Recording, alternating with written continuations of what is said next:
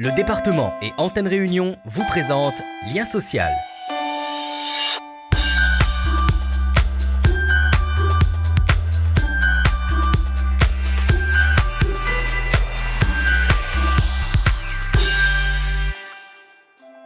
La Réunion avec Madagascar et les autres îles du sud-ouest de l'océan Indien fait partie des 34 spots de la biodiversité mondiale. C'est pour permettre à tous de découvrir la richesse de sa faune et de sa flore que le département a mis en place il y a 14 ans les week-ends nature. Durant 2 semaines à travers l'île, des animations et visites étaient proposées pour découvrir ou redécouvrir les espaces naturels sensibles de l'île. Rencontre avec Giovanni et Marcel qui nous font revisiter l'étang Saint-Paul le temps d'une matinée.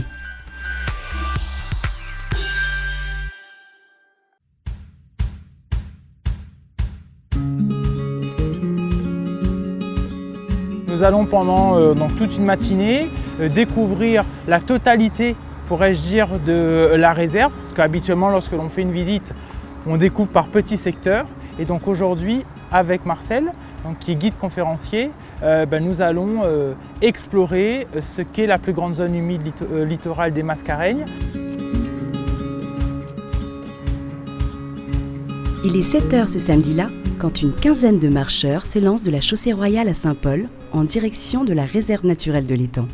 Ils participent à une sortie organisée dans le cadre des week-ends nature du conseil départemental. Cette réserve qui a été créée par décret ministériel il y a 10 ans a pour but de protéger la plus grande zone humide littorale des Mascareignes qui est l'étang Saint-Paul. Une protection qui va se faire sur 447 hectares exactement. Première étape sur le pont de Grande Fontaine, un site intéressant pour l'observation des poules d'eau. L'occasion d'apercevoir une mère et son petit, chose rare pour ce scientifique. Mais là du coup vous avez beaucoup de chance, parce que même nous, c'est quand même très difficile. Près d'une quarantaine d'animations pédagogiques étaient proposées aux amoureux de la nature au cœur des plus beaux sites de l'île. L'étang Saint-Paul est un lieu propice à l'observation d'une faune et d'une flore variée. Ça fait déjà plusieurs années que nous faisons cette opération et chaque année nous essayons du coup d'innover, de proposer de nouvelles choses, que ce soit des visites à pied, des visites en kayak, des visites à vélo. Voilà, on essaye chaque année de proposer une nouvelle activité pour que les gens reviennent et découvrent une nouvelle facette de l'étang Saint-Paul.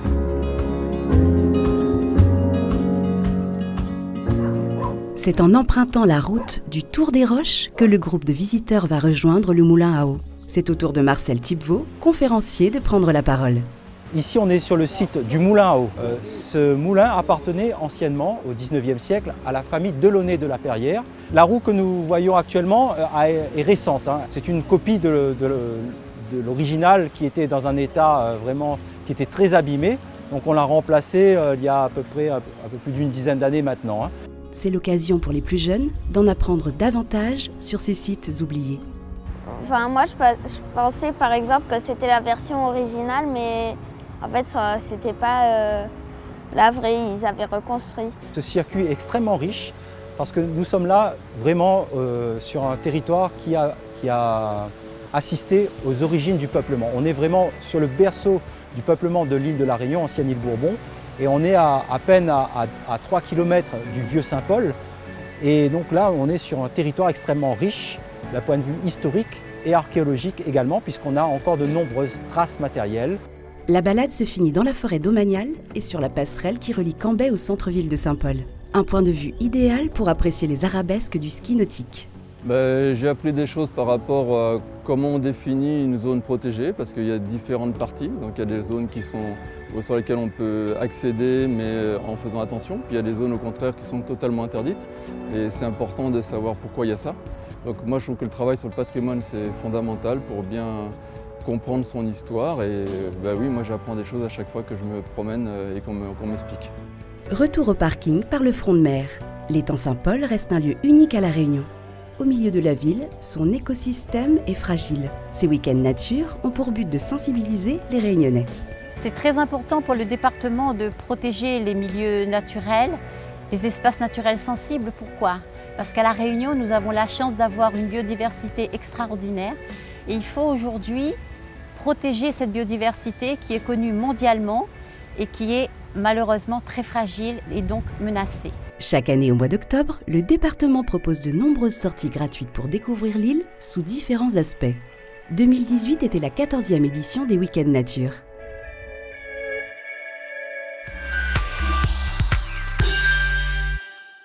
Organisés chaque année par le département, les Week-ends de Nature ont pour objectif de sensibiliser le public sur la biodiversité de l'île. En faisant découvrir sous un autre aspect ces espaces naturels sensibles, les agents permettent ainsi de mieux les protéger. Avec comme thème cette année Nature et Sport, l'événement propose des activités à travers toute l'île comme le cheval, le VTT ou encore des nuits à la belle étoile. Pour plus de renseignements, rendez-vous sur le site du département au www.département974.fr.